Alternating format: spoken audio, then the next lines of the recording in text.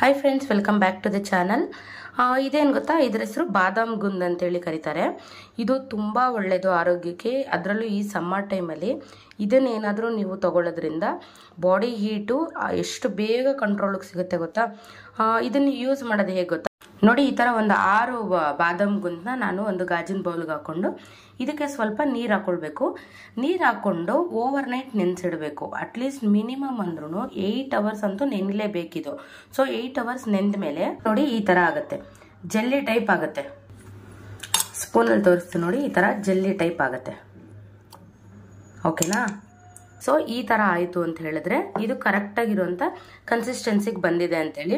So ಇದನ್ನು ಇವಾಗ ಹೇಗೆ ಯೂಸ್ ಮಾಡೋದು ಅಂತ ಹೇಳಿದ್ರೆ ತುಂಬ ವೆರೈಟೀಸಲ್ಲಿ ಮಾಡ್ಬೋದು. ಜ್ಯೂಸ್ ಮಾಡ್ಕೊಂಡು ಕುಡಿಬೋದು, ಇಲ್ಲಾಂದರೆ ಮಿಲ್ಕ್ ಶೇಕ್ ಥರ ಮಾಡ್ಕೊಂಡು ಕುಡಿಬೋದು.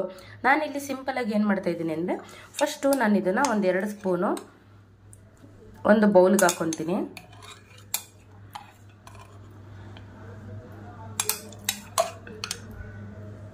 ನೋಡಿ, 1-2 ಸ್ಪೂನು ಸಪ್ರೇಟ್ ಬೌಲ್ಗೆ ಹಾಕ್ಕೊಂಡಿದ್ದೀನಿ. ಆಮೇಲೆ ಕಾಯಿಸಿರೋಂಥ ಹಾಲನ್ನ ತಣ್ಣಗೆ ಮಾಡ್ಕೊಂಡಿದ್ದೀನಿ.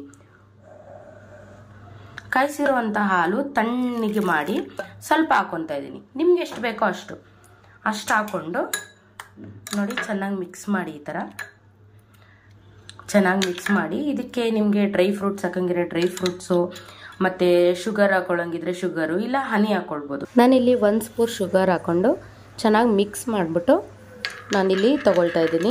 ಇದಂತೂ ಬಾಡಿ ಕೂಲಿಂಗಿಗೆ ತುಂಬ ಹೆಲ್ಪ್ ಮಾಡುತ್ತೆ. ನೀವು ಎಲ್ಲರೂ ಕೂಡ ಮನೇಲಿ ಒಂದ್ಸಲಿ ಟ್ರೈ ಮಾಡಿ. ಹಾಗೆ ಈ ರೆಸಿಪಿ ಏನಾದರೂ ಇಷ್ಟ ಆಗಿತ್ತಂದರೆ ನನ್ನ ಚಾನಲ್ನ ಸಬ್ಸ್ಕ್ರೈಬ್ ಮಾಡ್ಕೊಳ್ಳಿ. ಹೀಗೆ ಒಳ್ಳೊಳ್ಳೆ ರೆಸಿಪೀಸ್ನ ತೋರಿಸ್ತಾ ಇದ್ದೀನಿ.